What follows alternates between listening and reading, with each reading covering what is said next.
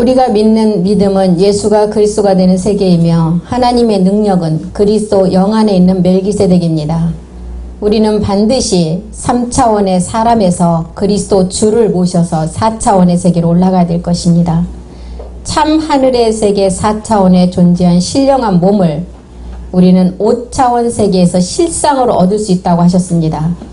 말세에 나타나기로 한 차원의 세계는 불로 연단되어서 없어질 금보다도 더 귀하고 멜기세덱 그리스도께서 나타내실 그때 영광과 존귀를 얻는다고 하신 주님, 너희 안에 그 마음의 그리스도의 마음을 품어야만이 마지막 그 마음이 성전됨을 알게 하심을 감사합니다. 우리가 주의 마음을 알아서 우리가 그 마음을 가져서 마지막 어느 누구도 그 마음의 주인인 그리스도를 만나지 못하면 알 수 없는 우리는 차원의 세계를 알게 하심을 감사드립니다. 마지막 말세 때 나타난 그 약속이 우리가 그 마음의 성전이 되는 것이고 마지막 보좌의 생명의 성전, 영의 순환의 몸을 얻는 것이 말세의 약속이라고 하셨습니다. 오늘도 아버지 우리가 주님의 이름으로 우리가 멜기세덱 그리스도 주의 이름으로 모였습니다. 우리가 아버지 모여서 하는 공부 가운데 하나님 함께하여 주셔서 오늘도 거룩하고 아버지께서 우리에게 주시는 그 말씀이 오늘도 아버지시여 더욱더 우리 마음에서 깨달아질 수 있도록 이 시간을 축복하여 주시옵소서. 모든 말씀 우리 주 예수 그리스도 이름으로 간절히 기도드립니다. 아멘. 지금 우리가 이제 호렙의 언약과 모리아산의 그 비밀의 말씀을 듣고 있는데 호렙의 언약이 육신 정복의 단계고 마지막 이제 모리아산에서 완성하는 게 영의 순환의 몸입니다. 그래서 일곱째 날에 있는 일곱 영, 뭐 온영, 일곱 검, 뭐 이런 것들이 나오면 다 마지막 우리가 우리에게 칭하는 그런 일곱째 날에 영하면 일곱째 날 아버지 말씀의 안식은 뭐예요? 안식 자체가 쉬는 거잖아요. 안식의 뜻이 노아의 쉼이거든요.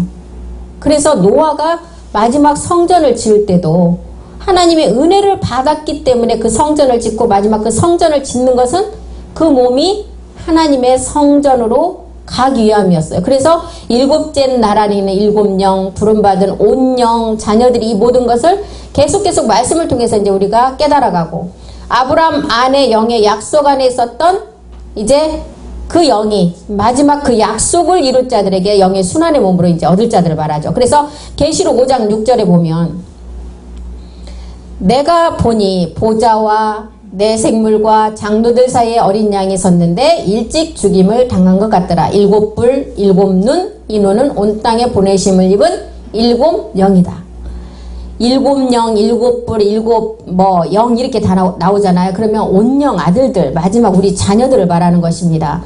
내가 보니 보좌와 내 생물. 내 생물은 누구라 그랬어요? 우리 저기 히브리서에서도 내 생물들을 다 우리 자녀들, 아들들을 말했었잖아요. 그러니까 이제 상징으로 이렇게 우리에게 보여주는 거고, 내 생물과 장로들 사이, 하늘의 24장로, 수수의 영을 이제 종으로서 마지막 그 머무는 자들을 일컫는데, 어린 양이 섰는데 일찍 죽임을 당한 것 같더라. 일곱 뿔, 일곱째 날, 갑절의 영감을 입는다, 생원이 확장된다. 이런 게 다 우리가 마지막 몸을 얻는 것을 다 칭하는 것입니다.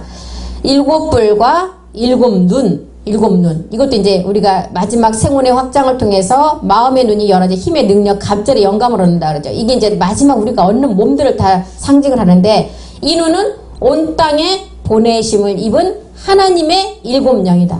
그래서 우리가 아버지와 똑같은 유전자를 가진 자들을 칭하는 것입니다. 그래서 계시록 2장 7절에는 이 일곱 눈, 일곱 영 이런 것들을 가진 자들에게 하는 말씀이죠. 귀 있는 자는 영이 교회들에게 하시는 말씀을 들을지어다. 이기는 그에게는 내가 하나님 낙원에 있는 생명나무의 과실을 주어 먹게 하는 생명나무의 과실. 이 하나님 말씀이라 했잖아요. 떡, 음식 이런 게 다 말씀인데 생명나무, 마지막 우리가 그 생명이 되는 게 몸이잖아요. 몸의 완성이잖아요. 그래서 이기는 자들에게 낙원에 있는 생명나무의 과실을 주어서 먹게 한다. 영의 순환의 몸을 얻는다는 거예요. 온영 자녀로서. 그래서 우리가 마지막 모리아로 가서 마지막 두 번째 믿음의 행함을 해서 그 몸을 완성하게 되죠. 그래서 모리아산에서 아브라함을 통해서 모든 것을 이루었잖아요. 아브라함이 이삭 번제를 드림으로 말미암아서. 그래서 이삭은 그리스도 세례 때 씨가 들어온 영이었고 야곱은 이것을 마지막 성전으로 완성해서 12지파를 통해서 실상의 성전을 완성하는 것을 야곱을 통해서 보여줬잖아요. 그게 마지막 우리가 보니까 다윗 성전을 통해서 마지막 마치게 되는 것을 보여주는 것입니다. 그래서 몸에 참여한 우리가 야곱의 집이 되려면 반드시 이삭을 통해서 그 영이 들어와야 되고, 아브라함과 이삭과 야곱의 하나님이 실상으로 이루려면은 마지막 야곱의 하나님을 통해서 성전으로 완성되어야 된다는 것을 우리에게 보여주는 거죠. 그래서 사울을 세워서도 사울을 패하고 다윗을 통해 만왕의 왕의 나라를 세우고 그 아들 솔로몬을 통해서 모리아산에 성전을 세우는 것을 우리에게 보여주죠. 대하 3장 1절에 보면. 그래서 현상으로 보면 다윗이 많은 사람을 죽여서 성전을 못 짓게 하였는데 이거는 뭘 의미하냐면, 그래서 이제 아들이 솔로몬이 예루살렘 모리아산에 여호와의 전을 최초의 성전을 건축을 한 이 모리아산에 솔로몬이 지은 성전을 통해서 우리가 마지막 몸된 성전을 얻는 것을 우리에게 보여주는데, 다윗이 많은 사람을 죽여서 성전을 못 짓게 했다는 그 의미는 뭐냐면, 영적 의미로 보면 주님이 피를 많이 흘리시고 모든 사람 인류의 죄 사망의 세력 잡은 자를 주님이 단 한 번에 몸을 들여주므로 다윗을 통해서 다윗의 상으로 보여준 거예요. 그래서 다윗은 뭐 많은 여자, 그것도 남편 있는 여자들을 다 갖다 다윗이 취해서 막 취했는데 성경에는 다 그 이름들이 올라와 있잖아요. 우리가 그 이름들을 또 그 계보를 통해서 예수 그리스도 오는 상이 나와 있고, 그런 게 영적 의미로 보면 많은 여자들이 다윗은 예수 그리스도의 만왕의 왕의 상으로 딱 나눴고 예수님을 상으로 준 거예요. 그렇기 때문에 많은 인류의 여자들이 본질의 죄를 다 이렇게 멸해야 다윗에게 신랑 그리스도를 얻는 것을 보여주는 것입니다. 그래서 우리는 성경을 영적으로 보지 않으면 성경에는 너무 우리가 말도 안 되는 부적절한 사람들이 너무 많잖아요. 이 본뜻을 모르면은 성경이 다 이상한 얘기만 써있다고 그래요. 다말과 유다를 통해서 있을 수 없는 일인데, 그게 무슨 일이냐면, 보여지는 세계에서는 뭐 몸을 취해서 이렇게 우리에게 보여주는 그걸로 보이는데, 그 몸을 취해야만이 우리가 마지막 몸된 성전을 얻는 상을 보여주는 거거든요. 그러면 이거는 굉장히 있을 수 없는 일이 정말 있을 수 없는 일이 있어야만이 되는 일로 우리에게 보여지잖아요. 그래서 그리스도가 이제는 이렇게 주님이 한 번에 몸을 들여서 패하신 것을 다윗을 통해서 보여줬는데, 다시 그리스도가 예수가 되면 절대 안 된다는 거예요. 절대로 안 된다는 거예요. 솔로몬을 통해서 성전을 짓게 하셨고, 성전은 실제 누구를 통해서 짓게 되죠? 마지막 이방인을 통해서 짓게 되잖아요.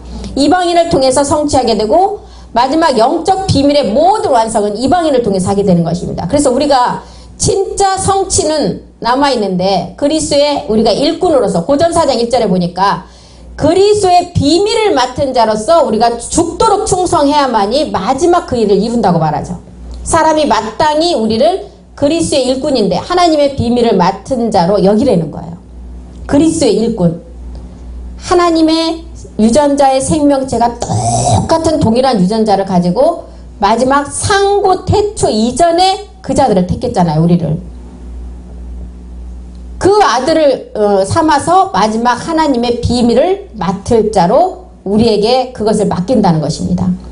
마태복음 24장 45절에는 뭐라 그랬어요? 이런 자들에게 마지막 때를 따라서 양식을 나눠줄 자를 우리를 통해서 이런 자들을 택한다 그러죠. 충성되고 지혜 있는 종이 되어라. 반드시 한 달란트를 받은 자가 땅에 묻으면 악하고 게으른 종이 되지만, 한 달란트를 받았으면 반드시 배를 남겨야 된다는 거예요. 장사를 해서. 두 달란트는 넷으로 남겨야 되고, 5는 5개를 받은 사람은 10이라는 온영을 만들어야 된다는 것입니다. 충성되고 지혜 있는 종이 되어서 주인에게 그 집 사람들을 맡아 때를 따라 양식을 나눠줄 자가 누구냐? 우리라는 거예요. 우리. 마태복음 24장 46절에도 보겠습니다. 주인이 올 때 그 종이 이렇게 하는 것을 보면 그 종이 복이 있다. 이 주인이 누구예요? 멜기세덱 주잖아요. 우리의 주인. 47절.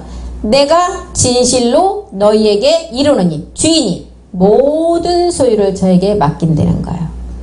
기업의 상속자로 우리에게 다 상속을 한다는 거죠. 그래서 우리 주님은 육체의 비밀과 옛사람을 이야기하면서 나를 쫓는 자만이 자기 십자가를 버리고 나를 쫓는 자만이 내 제자가 된다고 말하죠. 요한복음 2장 19절은 뭐라 그랬어요? 이제는 성전을 46년 된 성전을 헐어버리라. 그 성전은 소용이 없다는 거예요. 내가 3일 동안에 이제는 말씀을 통해서 짓겠다는 거예요. 몸된 성전을 우리에게 말하는 거죠.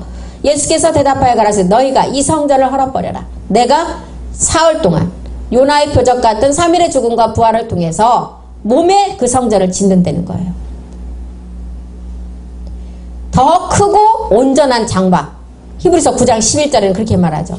더 크고 완전한 장막을 짓는 비밀을 우리에게 말하죠. 그리스도께서 장차 좋은 일의 대제사장. 이 좋은 일이 뭐예요? 마지막 우리가 신의 후사의 아들들이 돼서 영의 순환의 몸을 얻는 것을 말하죠.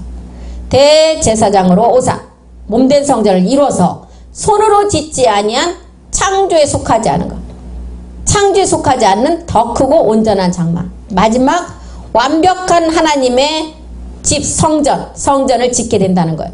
이 성전에 들어가야 이 성전이 들어가야 그 성전으로 들어가시지 손으로 지은 성전에는 우리 주님께서는 절대 들어가지 않는다는 거예요. 9장 24절에 보면 그리스도께서는 참것의 그림자인 손으로 만든 성소에 들어가지 아니하시고 오직 우리를 위하여 오직 참하늘에 들어가서 이제 우리를 위하여 하나님 앞에 나타나신다는 거예요. 6장 20절에는 들어간 시점이죠. 히브리서 6장 20절에는 예수님께서 멜기세덱 반차를 쫓아서 우리를 위해서 들어갔어요. 근데 또 우리를 위해서 나타날 때는 9장 24절에 뭘로 나타나요? 멜기세덱 주로 나타나는데 참 하늘에서 아버지와 하나가 된 몸을 가지고 이제 우리가 이 땅에서도 우리 주님과 우리는 하나가 돼야 되겠죠. 그래서 우리를 위해서 하나님 앞에 나타나시는 시점이기 때문에 그래 들어가신 시점과 나타나신 시점이 분명히 있다는 거예요. 그래서 에레미야 31장 33절에는 이제는 너희가 하나님 앞에 나타나 그 시점에 이제는 나의 법을 너희 마음에 기록하고 완전한 새 마음으로 이제는 바꾸려는 거예요. 새 마음이 되어서 나는 하나님이 되고 너희는 내 백성이 되라는 거죠. 에레미야 31장 33절이요. 31장 33절. 나 여호와가 말한다. 그날 후에 십자가 후에 내가 이스라엘 집과 집에 세울 언약. 이스라엘 여기는 영적 이스라엘 이방인을 말하는 거죠. 이스라엘 집에 세울 언약은 이러하다. 내가 나의 법을 그들의 속에 두고 내 마음에 기록해서 나는 그들의 하나님이 되고 그들은 내 백성이 된다는 거예요. 에스겔 기록은 똑같은 기록 어떻게 했어요? 11장 19절에 에스겔은 내가 그들에게 일치한 마음을 준다는 거예요. 우리 하나님과 똑같은 마음을 주고 그 속에 새신을 주고 그 몸에서 굳은 마음을 제해버리고 부드러운 마음을 준다는 거예요. 고전 6장 19절은 뭐라 해요? 생각 자체에서 전이 먼저 세워지라고 말하죠. 생각은 언제 형성됐어요? 생혼을 불어넣을 때 우리 몸에 생혼을 불어넣을 때 마찰로 생긴 기관이 생각이에요.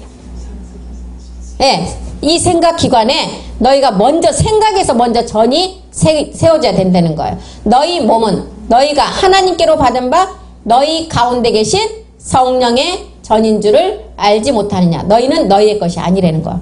이 생각에서 전이 먼저 세워진 다음에 마음에서는 3장 16절에 영의 전이 먼저 이제 마음에 세워져야 되겠죠. 이게 몸된 성전의 완성이겠죠.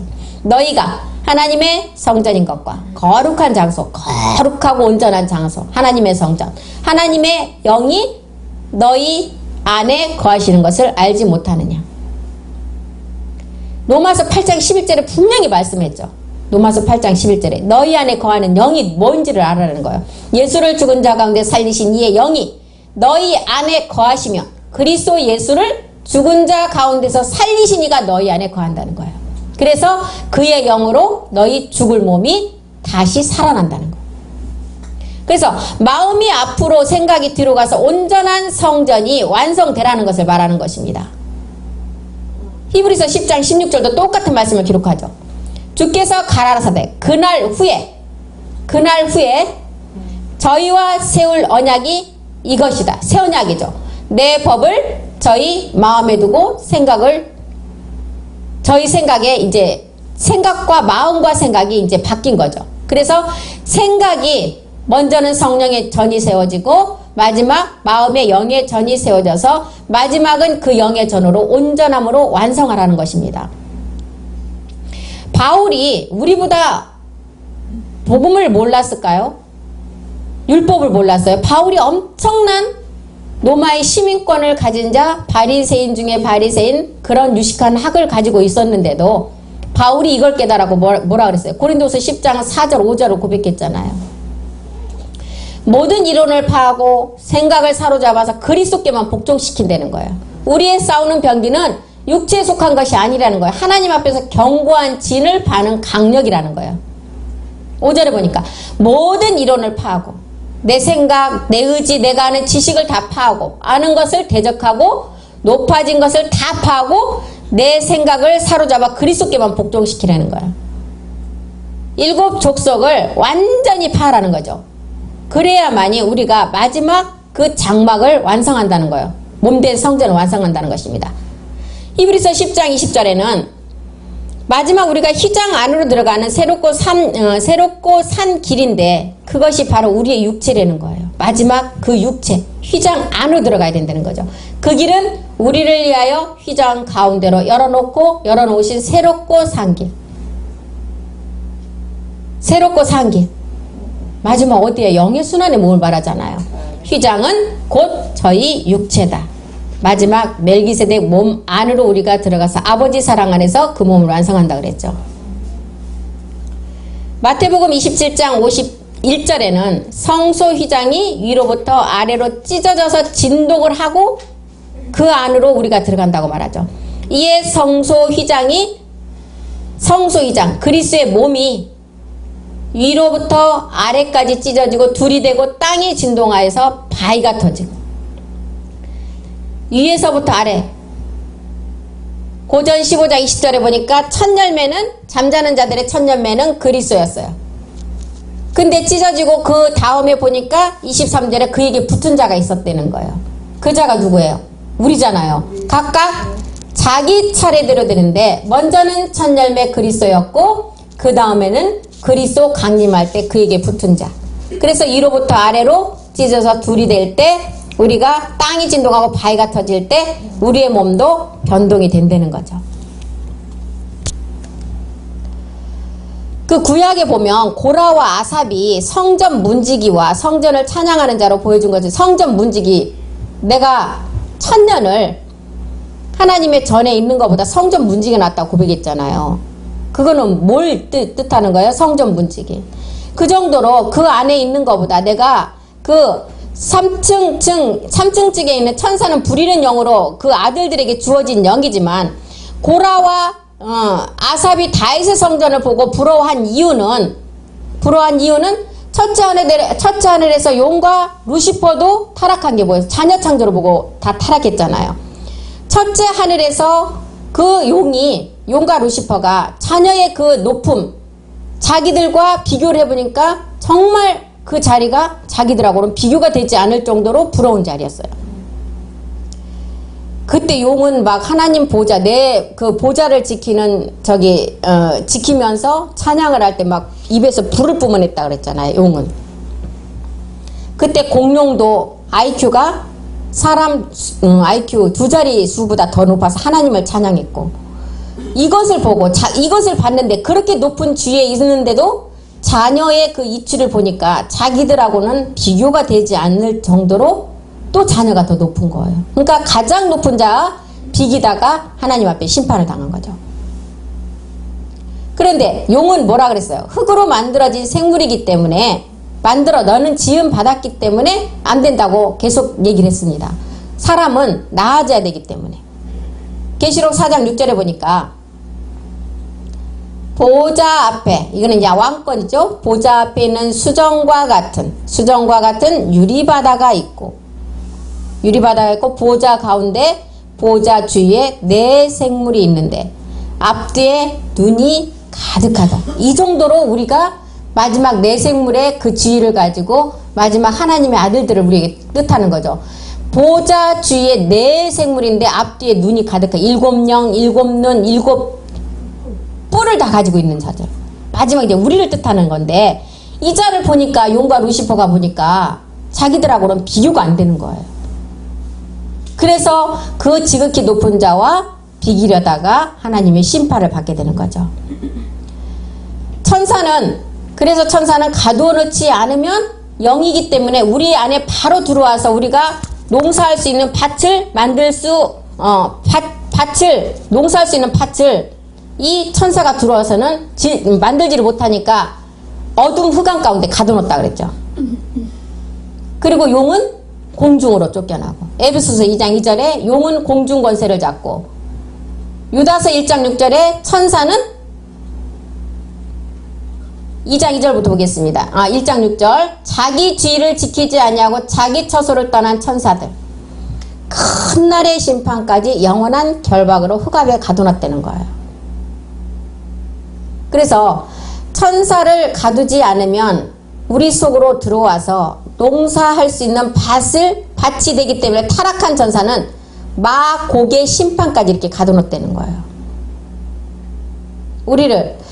용은 귀신 속에 들어가서 귀신은 사람 속에 들어와서 우리를 미혹하죠. 그래서 마태복음 24장 4절은 누구의 미혹을 조심하라 그래요? 사람 미혹. 그래서 용이 귀신 속에 들어가고 귀신은 사람 속에 들어와서 미혹을 하기 때문에 마태는 뭐라 그래요? 예수께서 대답하여 가라사대 너희가 사람의 미혹을 받지 않도록 주의하라는 거예요. 그런데 이렇게 천사는 가둬놓고 이제 용은 공중 권세를 잡아서 사람을 미혹하고 있지만 우리는 육체의 비밀을 알아서 그 영을 가지고 마지막 몸을 얻어서 들어가서 그리스도와 혼인해서 들어가기 때문에 우리는 육체의 비밀을 알고 있어서 첫째 부활에 참여를 해서 들어가기 때문에 둘째 사망이 없다고 그랬는데 천년 안식에서 18세 미만인 자들은 다 부모의 그냥 그 자력으로 따라서 들어갔다 그랬잖아요. 그 베냐민 지파를 우리에게 보여줬는데 이 자들은 그 안에서는 또 죄가 없어요. 천년왕국에서는 죄가 없기 때문에 또 수많은 아들 딸들을 낳습니다. 그 안에서도. 그런데 그 안에서도 이제 복음은 또 듣겠죠. 그런데 복음을 들어도 그 안에 죄가 뭔지를 모르고 지금 생활을 하고 있고 누구 미혹도 없잖아요. 천년왕국 안에서는. 그렇기 때문에 이 복음을 들려줘도 이 말을 귀담아 듣지 않는다는 거예요. 그래서 다시 계시록 20장 8절에 보니까 어떻게 돼버려요? 바다의 모래처럼 다시 다 떨어지는 수가 많다는 거예요. 20장 8절에 보니까 계시록 20장 8절이요. 나와서 땅의 사방 백성 곧 곡과 마곡을 미혹하는 그 전쟁 때 모아 싸움을 붙이는데 그 수가 바다 모래 같다는 거예요. 마지막 곡과 마곡의 심판 때 이때는 누구를 풀어놔버려요? 유다서 1장 6절에 가도는 천사들을 다 풀어놔서 그때 다시 한번 심판을 하는 거예요. 베드로서 2장 4절에 가둬놨던 그 천사들을 다시 풀어버린다는 거예요. 베드로 후서 2장 4절이요. 하나님이 범죄한 천사들을 용서치 아니하시고 지옥에 던져 어두운 구덩이에 심판 때까지 지키게 했는데 이 자들을 풀어서 다시 한번 베냐민 지파들을 다시 걸러내는 작업을 하는 것입니다.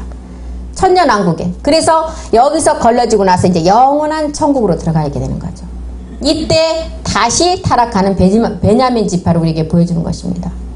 그래서 우리가 이것만 봐도 우리가 이 땅에서도 18세 미만이지만 우리가 육체의 비밀을 잘 가르쳐야 돼요. 반드시 육체를 십자가에 멸하고 그리스도와 혼인이 돼서 들어가면 절대로 둘째 사망에 그 해를 받지 않는다고 그랬습니다. 첫째 부활에 참여를 해서 반드시 들어가라고 말하는 것이죠. 출애굽기 33장 22절에 보면 모세는 우리에게 그림자, 율법의 그 그림자로서 육체의 비밀을 알고 출애굽 과정이 있었죠. 33장 22절에 봅니까? 모세가 뭐라 그랬어요? 33장 22절이요. 내 영광이 지날 때 내가 너를 반석 틈에 두고 내가 지나도록 내 손으로 너를 덮었다고 그랬죠. 이 덮은 게 뭐예요? 이게 율법을 뜻하는 거예요. 오늘날 그 수건을 말하잖아요. 고린도후서에서 말하는 수건. 고린도후서 3장 15절에 말하는 수건. 모세는 그때 그림자이기 때문에 육체의 비밀하고 출애굽 과정이 있었고 그 내 손으로 너를 덮었다고 이렇게 말을 했는데, 오늘날 우리에게 보여주는 그 율법은 오늘까지 모세의 글을 읽을 때 수건이 오히려 그 마음을 덮었다 그랬죠.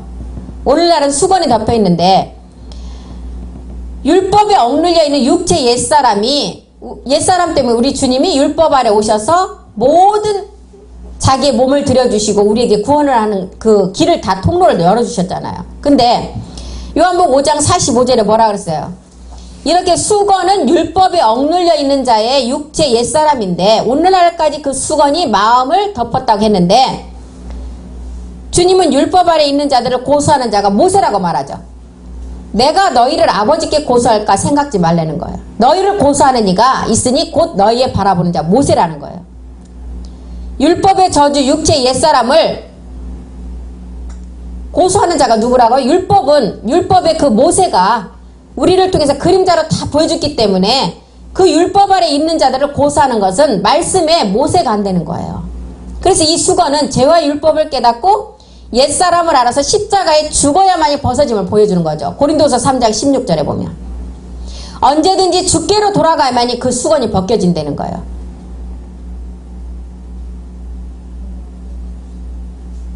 고린도 후서 3장 16절이요. 그러나 언제든지 주께로 돌아가면 그 수건이 벗겨지리라. 이 수건이 율법이었잖아요. 율법이고 우리의 옛사람이고 육체였고, 옛사람을 알아서 십자가에 죽어야만이 벗겨지는데, 아까 출애굽기 33장 23절에 보니까 하나님이 손을 거둘 때 모세에게 얼굴이 아닌 그리스도의 등을 보여줬다고 말씀했죠. 33장 23절에 보면 출애굽기에 내 영광이 지날 때 내가 너를 반석 위에 두었고 손을 거두릴 때 내가 내 등을 볼 것이고 얼굴은 보지 못한다 그랬습니다. 형상을 보지 못하였기 때문에 신명기 4장 11절 12절에도 보면 뭐라고 그랬어요? 신명기 4장 11절 12절 한번 보겠습니다. 너희가 가까이 나와서 산 아래 서니 그 산에 불이 붙어 화염이 충전되고 유암과 구름과 흑암이 덮였는데, 12절에 여호와께서 화염 중에서 너희에게 말씀하시되 음성뿐이므로 너희가 그 말소리만 듣고 형상은 보지 못하였느니라. 우리는 모세는 그림자였기에 등만 보여줬지만 우리는 요한복음 16장 25절에 보니까 실상을 아버지 말씀을 통해서 안다고 그랬죠. 요한복음 16장 25절. 우리는 아버지 말씀을 들고 비사와 비유가 아니고 이제는 실상 아버지에 대한 것을 이제는 우리는 밝히 깨닫게 된다는 거예요. 이것을 비사로 너에게 일렀거니와 때가 이르면 다시 비사로 너에게 이르지 아니하고 아버지에 대한 것을 밝히 이르리라는 거예요. 숨김없이 우리는 다 말씀을 통해서 알게 된다는 거죠. 고전 13장 12절에는 뭐라 그래요? 얼굴과 얼굴을 맞대고 보는 그 시간이 온다고 말합니다. 우리가 이제는 거울로 보는 것 같이 희미하나 그때는 얼굴과 얼굴을 대하여 볼 것이고, 이제는 내가 부분적으로 알았으나 그때는 주께서 나를 아신 것 같이 내가 온전히 알았다. 부분적으로 안 때가 언제예요? 십자가의 도만 알았을 때죠. 육체까지만 알았을 때. 이제는 그때는 주께서 나를 아신 것 같이 온전히 안다는, 우리는 신의 후사의 말씀까지 듣고 차원의 세계의 말씀까지 듣는 그 모든 것을 알게 된다는 것을 말하는 것입니다. 요한일서 5장 18절에 이런 자는 어떤 자들이에요? 완전히 알게 되는 자는 죄로부터 완전히 벗어나서 청년 단계까지 자란 자를 말하죠. 요한일서 5장 18절에 하나님께로 난 자마다 범죄치 아니한 줄을 우리가 아노라. 하나님께로서 나신 자가 저를 지키심에 악한 자가 만지지도 못한다는 거예요. 하나님께로서 난 자, 온영이 되어서 모리아산에 산제사를 드리고 우리가 완전함을 이룰 때를 말하죠. 이런 자가, 하나님께로 나신 자가 저를 지키시고 악한 자가 저를 만지지도 못한다는 거예요. 죄로부터 완전히 벗어나서 청년의 단계까지 자란 상태를 말하죠. 우리는 육신을 정복해야 하지만 우리 주님의 육신 자체는 몸이 뭐였어요? 성령이었잖아요. 성령이기 때문에 요한복음 12장 27절에 보니까 성령이었기 때문에 육신을 포기하고 그 생명을 우리 가운데 오게 했죠. 이 말씀을 하시고 내가 내가 아버지께 이제는 죽으러 왔지만 나를 여기서 멸해달라고 한번 얘기를 했죠. 요한복음 12장 27절이요. 지금 내 마음이 민망하다. 내가 무슨 말을 하겠느냐. 아버지여 나를 구원하여 이 때를 면하게 하여 주옵소서. 그러나 내가 이를 위해서 이때 왔다는 거예요. 이때의 지점이 우리 주님이 육신을 포기하고 그 생명을 십자가에 가서 우리에게 성령으로 보내주셨잖아요. 그 몸을 보내주셨잖아요. 그 몸이 마지막 알고 보니까 멜기세덱 주의 몸이었고 우리가 마지막 얻을 몸이었다는 거예요. 그래서 우리가 주님과 똑같은 생명을 가져야만이 보좌의 세계로 들어가서 마지막 고전 2장 7절이 말하는 바울이 이 영광이 마지막 우리의 영광임을 알게 된 때가 온다고 말하죠. 이 보좌에 같은 생명을 가져야만이 이 영광을 나타낼 수가 있는 것입니다. 오직 비밀한 가운데 있는 하나님의 지혜, 곧 감추었던 것이고 하나님이 우리의 영광을 위해서 만세 전에 미리 정하신 거래요. 만세 전에. 바울은 이 영광이 우리의 영광이라고 말하죠. 요한복음 10장 28절에는 아버지의 이름이 마지막 영광스럽게 되고 또다시 영광스럽게 될 자가 이 아들들이 나와서 그 이름을 영광스럽게 한다고 말하죠. 아버지요. 아버지의 이름을 영광스럽게 하옵소서. 첫 번째 십자가의 죽음을 통해서 영광스럽게 했습니다. 이에 하늘에서 소리가 나서 가로되 내가 이미 첫 번째 영광스럽게 되었고 또다시 영광스럽게 된다는 거야. 마지막 우리가 두 번째 얻을 완전한 성전의 몸을 말하는 거죠. 또다시 영광스럽게 되어서 영광스럽게 하리라 하신다. 마지막 완전한 몸으로 우리가 그 성전의 완성을 이루는 것을 말합니다. 그래서 이 영광은 첫 번째 영광은 하늘의 밀이 땅에 떨어져서 보리가 되는 영광인 십자가의 도였고 두 번째 영광은 마지막 이 영광을 통해서 우리가 그 몸을 얻어서 또다시 예언할 자를 우리가 추수해야 된다는 거예요. 또다시 예언은 뭐예요? 마지막 백성 구원에 추수할 자를 우리가 추수를 하는 게 또다시 예언이었어요. 그래서 우리 주님은 3일의 죽음과 부활이 아까도 말씀드렸죠. 요나의 표적밖에 없었다고. 요한복음 13장 32절에도 하나님이 저로 인하여 영광을 얻으셨으면 이제 자기로 인하여 저에게 영광을 주시고 곧 주신 때가 온다는 거예요. 만일 하나님이 저로 인하여 영광을 얻으셨으면 3일의 죽음과 죽음을 통해서 마지막 두 번째 자기로 인하여 저에게 영광을 주실 그날이 곧 오신다는 거예요. 우리가 온영으로 나가라는 것을 말씀해 주는 것입니다. 그래서 고전 1장 27절 28절에도 보면 이 세상에 똑똑한 자를 들어서 쓰는 게 아니라 세상에 미련한 것들을 택해서 지혜 있는 자들을 부끄럽게 하고 세상에 약한 것들을 택해서 강한 것들을 부끄럽게 하시고 28절에 보니까 세상에 천한 것들과 멸시받는 자들과 없는 자들을 택해서 있는 자들을 부끄럽게 만든다는 거예요. 그럼 우리는 이 세상에서는 저렇게 천하고 멸시받고 없는 것 같지만 여기서는 잠깐 그 고난이 영원한 세계에서는 영원한 영광이겠죠. 하나님 앞의 영광.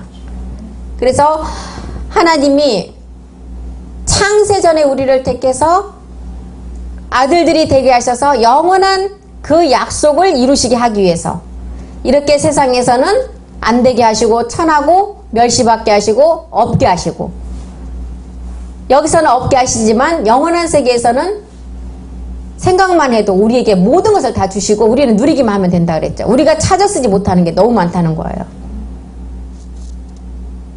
베드로를 통해서도 바울을 통해서도 이방 사도로 부름을 받은 것처럼 마지막 말씀을 가진 자가 추수를 하게 된다고 말하죠. 계시록 14장 6절에 보면 영원한 그 복음을 가진 자가 마지막 이한낫을 맡겨주어서 추수를 한다고 말하죠. 또 보니 다른 천사가 공중에 날아가는데 땅에 거하는 자들이다. 곧 여러 나라와 족속과 방언과 백성에게 전할 영원한 복음을 가진 자에게 그 낫을 주어서 추수하게 만든다는 거예요. 우리는 오직 우리의 입에서는 뭐만 나가야 돼요? 그리스도 예수의 주되신 것만 전하라고 말하죠. 고린도서 4장 5절에 보면 우리를 전파하는 것이 아니고 오직 그리스도 예수의 주되신 것과 또 예수를 위하여 우리가 너희의 종된 것만을 전파하는 것입니다. 죽은 자 가운데서 살아난 것을 마음에 믿고 그리스도가 앞에 오는 그리스도 예수의 사람이 되어서 이제는 호렙과 모리아의 그 산을 모리아 산의 그 산지사를 통해서 그리스도 안에서 영원한 성전으로 가라는 것입니다. 그러면서 뭐라 그래요? 그리스도 소망의 복종이 되라고 말하죠. 그리스도의 소망. 그리스도의 소망이 뭐예요? 마지막 우리가 몸 없는 게 그 소망이라고 그랬잖아요. 복종이 되어서 복음을 채워가라고 말하는데 창세기 22장 8절에서 보면 아브라함이 누구를 드리고 그 몸을 얻게 되고 그리스도의 소망의 복종이 되죠? 이삭을 드리고 이삭을 번제로 드리고 22장 8절부터 보겠습니다. 아브라함이 가로되 아들아 번제할 어린 양은 하나님이 자기를 위하여 친히 준비하시라고 두 사람이 함께 나가죠. 9절 보겠습니다. 아브라함이 그에게 지시하신 곳에 이른지라 이에 아브라함이 그곳에 단을 쌓고 나무를 버려놓고 그 아들 이삭을 결박하여 단 나무 위에 놓고 10절 손을 내밀어 칼을 잡고 그 아들을 잡으려 할 때 그때 하나님이 여호와 이레로 준비한 수양을 준비했다 그랬죠. 그래서 아브라함도 이렇게 이삭을 번제로 드리는 이삭의 그 말씀에 그리스도의 소망의 복종이 되어질 때 이삭을 드리고 그 몸을 얻었던 것처럼 우리 또한 그리스도를 주로 삼고 거룩하고 소망을 얻으라는 것입니다. 베드로전서 3장 15절 보겠습니다. 베드로전서 3장 15절 너희 마음에 그리스도를 주로 삼아 거룩하게 하고 너희 속에 있는 소망에 관한 이유를 묻는 자. 이 소망이 우리가 몸을 얻는 마지막 몸된 성전이죠. 얻는 자에게 묻는 자에게 항상 예비를 해서 온유와 두려움을 하는 거예요. 베드로전서 1장 21절도 보겠습니다. 너희는 저를 베드로전서 1장 21절이요. 너희는 저를 죽은 자 가운데서 살리시고 영광을 주신 하나님을 그리스도로 말미암아 믿는 자니 너희 믿음과 소망이 하나님께 있게 하셨다는 거예요. 이 소망 마지막 몸 얻는 소망이죠. 베드로전서 1장 3절 거듭남이 없는 소망 찬송하리로다 우리 주 예수 그리스도의 아버지 하나님이 그 많으신 긍휼대로 예수 그리스도의 죽은 자 가운데서 부활하심으로 우리를 거듭나게 하셨고 산 소망이 되게 거듭나게 한 시점에서 우리가 죽은 자 가운데서 부활하시고 우리를 거듭나게 하시고 마지막 온전한 몸을 얻게 하신다는 거예요. 히브리서 6장 19절도 보겠습니다. 이 소망이 마지막 그 몸을 얻는 것을 우리가 보는 그 소망이 우리는 이 복음을 깨닫기 전에는 뭔가 막 우리가 그냥 꿈을 가지고 있으면 그 소망이 이루어진다 그랬었잖아요. 근데 이게 몸의 완성이었어요. 우리가 이 소망이 있는 것은 이 몸을 얻는 그 소망을 가지고 있는 것은 영혼의 닭 같아서 든든하고 견고하여 휘장 안으로 들어가서 우리가 이 몸을 얻는다. 아버지 사랑 안에서 그 영의 순환의 몸을 얻는다 그러죠. 6장 18절도 보겠습니다. 18절 6장 18절에 히브리 기자는 또 뭐라 그래요? 하나님이 거짓말을 할 수 없는 두 가지가 변치 못할 사실이 있는데 그게 마지막 첫 번째는 십자가에 더였고 두 번째는 그 마지막 소망을 얻으려고 피하여 가는 우리로 큰 안위를 얻게 하신다는 거예요. 예전에 이런 말씀이 굉장히 그냥 흘려서 읽었었거든요. 근데 정말 이 소망이 몸을 얻는 그 말씀이라는 것을 알고 난 뒤 보니까 이 소망이라는 단어가 막 소망 딱 보면 막 이렇게 커지는 것 같아요. 진짜. 히브리서 3장 6절도 보겠습니다. 히브리서 그리스도는 그의 집 맡은 아들로 충성했어요. 그리스도는 집 맡은 아들이었어요. 그런데 우리가 소망의 담대함과 자랑을 끝까지 견고히 잡으면 우리가 그 집이 된다는 거예요. 대단한 말씀이잖아요. 그래서 이제 우리가 이렇게 호렙과 모리아의 산제사를 통해서 마지막 7 족속을 어떻게 이겨나가느냐 이런 말씀들을 다 이제 보았고, 이제 다음 시간부터는 호렙과 모리아의 2번째 이제 시간을 또 이제 공부를 하겠습니다. 그래서 첫째 날 노아를 통해서, 둘째 날 아브라함을 통해서, 셋째 날 다윗을 통해서 이 땅에 우리 주님이 오실 것을 보여주시고, 넷째 날에 주님이 광명이 뜨고 2000년 동안 하나님의 나라가 없었는데 그 나라가 하나 생기는 이스라엘 독립을 보면서 넷째 날에 광명을 띄우고 그 궁창 아래 다시 광명을 띄우는 거예요. 근데 그것을 통해서 이 5째 날, 6째 날, 7째 날까지를 보여주면서 하나님의 71회를 우리에게 이제 보여주면서 하나님의 성전 중심이 어떻게 돌아가는가 이거를 보여줬죠. 그래서 다음 시간에는 둘째 호렙과 모리아의 비밀 2번째 그 내용을 가지고 이제 공부를 하겠습니다. 그래서 유대인은 구약을 통해서 이미 성품에 신의 성품에 다 들어갔고, 다른 유대인들은 이제 신의 성품에 들어가지 못하고 지금 남아있는 자들은 백성 구원받게 되지 않으냐고, 마지막 우리 이방인이 자녀로 들어가는 시간만을 남겨놓고 이제 우리가 이 복음을 들어서 이방인들이 이 복음을 듣고 나오고 이 복음을 가지고 이제는 추수할 자들의 제사장들을 지금 모으는 시기에 와 있습니다. 그래서 다음 시간에는 2번째 그 말씀을 통해서 공부를 하고 오늘은 여기까지 하고 마치겠습니다. 기도하겠습니다. 살아계신 하나님, 모든 말씀이 하루아침에 이루어지는 것이 아니고 우리는 말씀을 차곡차곡 들어서 이제는 내 안의 모든 말씀을 이루어가야 될 것입니다. 두렵과 떨림으로 이 말씀을 채워가기를 원합니다. 우리가 자녀 창조의 비밀을 통해서 마지막 신의 후사의 마지막 차원의 세계에 들어가는 말씀은 정말 말씀을 알아가는 자체가 두려움과 아버지 앞에 겸손하지 않으면 이 말씀으로 우리는 일궈지지 않을 것입니다. 우리는 가지로서 그 나무에 붙어있는 농부가 그 농사를 짓기에 우리의 신실함과 정직함을 보고 농부는 농사를 지을 것입니다. 오늘도 신실함으로, 진실함으로, 거룩함으로, 온전함으로 이뤄가기를 간절히 기도합니다. 주님께서 우리 가운데 함께해 주셔서 날마다 생명으로 우리 모두를 말씀으로 이끌어가 주시옵소서. 모든 말씀 우리 주 예수 그리스도의 이름으로 간절히 기도드립니다. 아멘. 수고하셨습니다.